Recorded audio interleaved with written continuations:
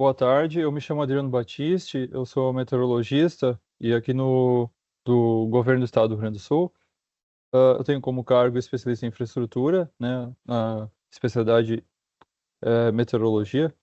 Eu trabalho aqui na divisão de meteorologia, mudanças climáticas e eventos críticos do Departamento de Recursos Hídricos e Saneamento, né, que é o órgão gestor de recursos hídricos do Estado do Rio Grande do Sul, dentro da Secretaria do Meio Ambiente e Infraestrutura. Ah, a segunda página apareceu, correto?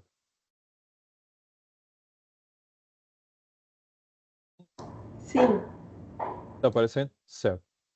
Bom, dentro do RH a gente tem a divisão de planejamento, né? Outorga, a nossa divisão aqui de Metec e a Dizan, né? Dentro da Dimetec atualmente a gente tem 4 servidores e dentro da Secretaria do Meio Ambiente, né? Assim como a Coronel acabou de apresentar, a gente tinha como atribuições a parte de monitoramento meteorológico e hidrológico do Estado, só que a gente ficou sem capacidade, né? De execução, né? Atualmente a gente está com 2 pessoas para campo e eu e mais outro colega para escritório, que também está tocando a parte de levantamento topoaltimétrico. Então a Defesa Civil acabou tendo que correr nessa parte de monitoramento ambiental, digamos assim, da parte natural, né? Porque, enfim, uma questão de acontecimentos institucionais, a gente acabou ficando sem capacidade de execução. Mas, então a gente está porque daí a gente acabaria subsidiando os alertas da Defesa Civil, correto? Enfim, mas aí a gente acaba tendo essa parceria com eles, né, e contando com eles para dar conta dessas partes que não foi possível. Dentro da Dimetec, então, a gente trabalha com gestão de recursos hídricos, gestão de riscos e desastres, né? Na parte de recursos hídricos, a gente trabalha com a rede hidrometeorológica, o clima, o balanço hídrico para o cálculo da disponibilidade hídrica em cada bacia hidrográfica, né? Principalmente uma questão de usos, sendo o abastecimento humano, dessedentação animal, por exemplo, os usos mais prioritários, e análise da quantidade de água em cada bacia e as tendências de acordo com a mudança do clima, né? E também com a mudança, a intensificação dos usos. Aí a gestão de riscos e desastres, a gente tem a parte de mapeamento das áreas de risco, atos de vulnerabilidade, serviços para o Centro de Monitoramento da Defesa Civil do Estado. A gente está também desenvolvendo uma plataforma de integração de dados meteorológicos e hidrológicos como uma ferramenta de Estado, né? Para subsidiar todos os órgãos que precisam acessar esses dados meteorológicos e hidrológicos, e também a questão de definição de limiares de alerta de corpo hídrico, né? Enfim, alguns projetos aqui do nosso setor aqui da Dimetec, no caso. Ah, eu vou apresentar a minha apresentação, eu vou focar agora na questão da rede hidrometeorológica para mostrar a importância dela na questão de os instrumentos, né, de gestão que a gente tem no estado, né, como o território do estado, mas também para uso da população em geral. Então, a importância da rede, né? A gente então começou com 20 estações lá em 2013. De 2018 a 2019, a gente teve uma instalação de mais 168 estações, sendo 68 estações de corpo hídrico, né, em rio e lagoas, para monitoramento do nível dos rios, e mais 100 estações de chuva. Aqui um exemplo das estações de rio, né? Chamar atenção aqui para os referenciais de nível que fazem a amarração nas réguas, e as réguas físicas, elas vão fazer a amarração do sensor eletrônico, né? Que vai possibilitar a transmissão automática dos dados quase em tempo real. A gente utiliza a transmissão atualmente via GOES e outro satélite particular. O GOES, infelizmente, a maioria dos IDs dele é a cada hora, a transmissão chega a cada hora, e o satélite particular a cada. Porque o GOES teoricamente, a gente não paga, né? É uma parceria com a NOAA, e o particular é a cada 15 minutos. Aqui as estações de chuva, né? Só para mostrar. A nossa rede de monitoramento se espalha basicamente nesses pontos aqui. Tem uns furos aqui, por quê? Porque são regiões em que tem bastante estações do setor elétrico, né? Bastante empreendimentos hidrelétricos que, por lei, né? Segundo a lei nacional, né? Promulgada pela ANA e a ANEEL, os empreendimentos elétricos são obrigados a instalar um monitoramento hidrológico, né? Então, e disponibilizar esses dados ao público. Então, a gente tem acesso a esses dados, aí a gente complementa com a nossa rede, né? Aí, atualmente também, que nem a Coronel Defesa Civil falou, eles também têm a implementação de uma rede de resposta rápida, né? Que eles também estão instalando. Aqui a gente tem o nosso laboratório de manutenção, que foi construído entre 2021 e 2023. Aqui algumas manutenções feitas pela nossa equipe, né? Alguns problemas encontrados. Então a importância da manutenção ser feita a cada, no mínimo, 4 vezes por ano, né? Senão a gente acaba perdendo a qualidade da série temporal dos dados, né? Uma vez que tu tem entupimento de pluviômetro, deslocamento do sensor de nível no rio, tem o crescimento de mato, de árvores, né? Que comprometem o dado.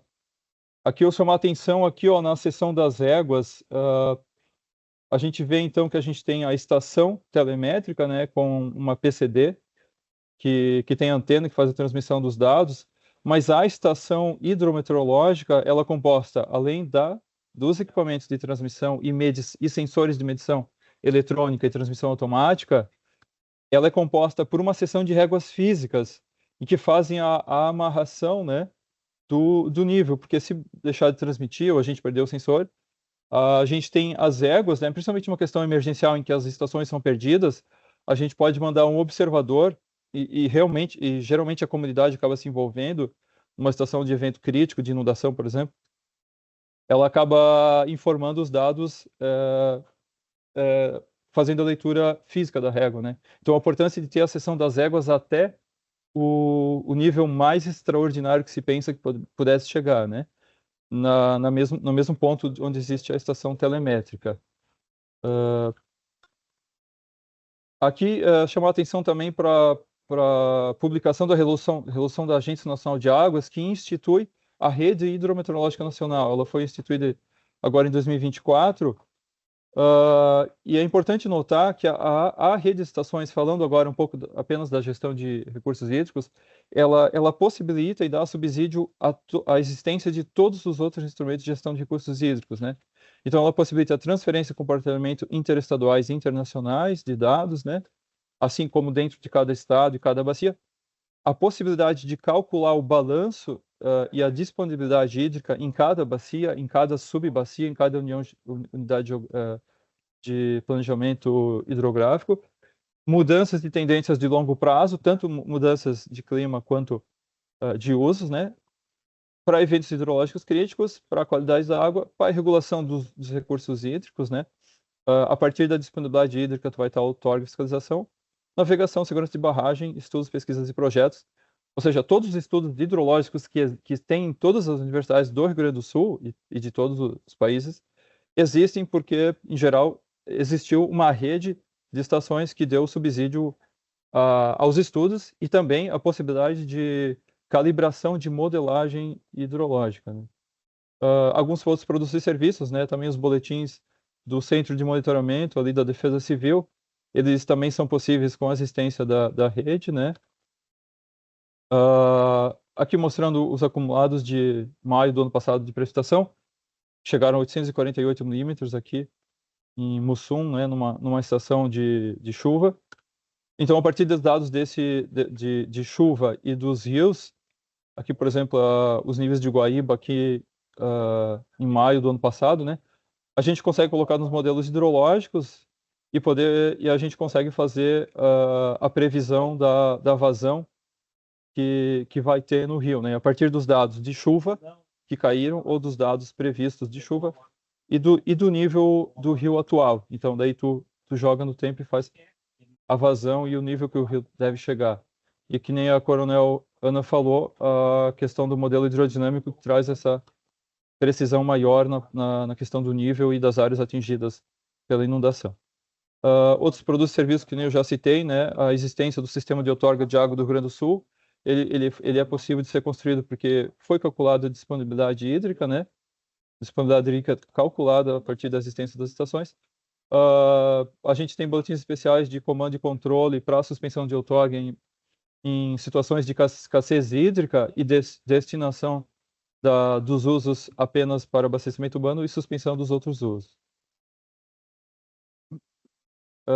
a partir de normativas estaduais, obviamente, né, junto aos comitês de bacia e aos usuários. Aqui a gente tem acesso aos dados na ANA.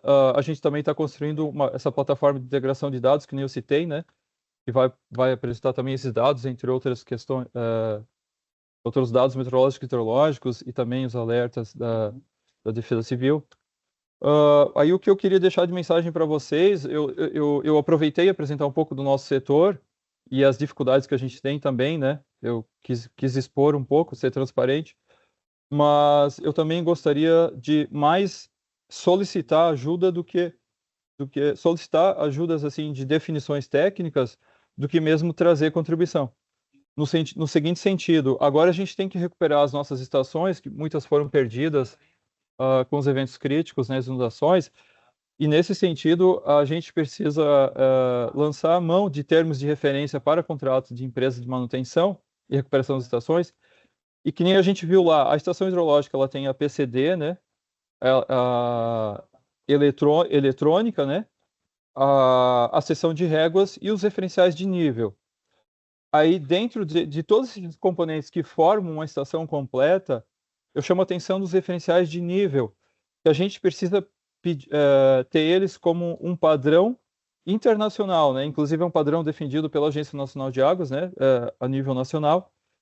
Mas a gente precisa ter eles padronizados para eles, servir como referencial de nível. Caso uma inundação perca a estação eletrônica e a seção de réguas, a gente vai ter um referencial de nível construído em concreto, né, com uma certa profundidade, que hoje a gente vê que tem que ser construído uma profundidade ainda maior, em concreto ou numa rocha, que caso a gente perca, a gente consiga reinstalar e fazer a nova amarração de nível da seção de réguas e dos sensores de nível eletrônicos, de forma a ter continuidade da série temporal de dados, né? Não perder aquele referencial de nível. Então, nesse sentido, a gente tem aqui a descrição das réguas linimétricas no termo de referência e os referenciais de nível.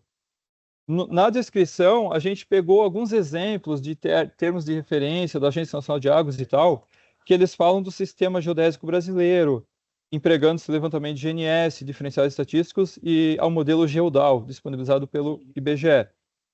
No entanto, a gente não sabe se isso está certo, se isso está atualizado, se é assim que a gente pede. Por exemplo, o tempo de ocupação deverá ser superior a 4 horas, né? O tempo por exemplo, de exposição ali,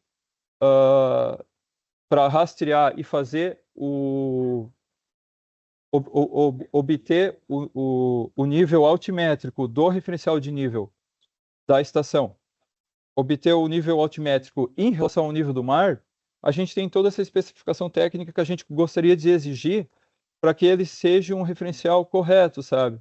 Se a gente não tem todos esses referenciais, a gente não tem como fazer análises futuras, ter uma série temporal consistente, sabe? E vocês veem que essas séries temporais, elas dão subsídios a praticamente todas as ações relacionadas a rios aqui no estado, né? Então, a gente gostaria de ter essas especificações. Então, como encaminhamento, eu deixo, se essas especificações estão corretas, né? Para vocês nos ajudar nesse sentido, se elas são atuais e como devemos descrever as especificações para obter o nivelamento em relação ao nível médio do mar. Seria isso? Obrigado. Desculpa a demora se eu passei um pouco.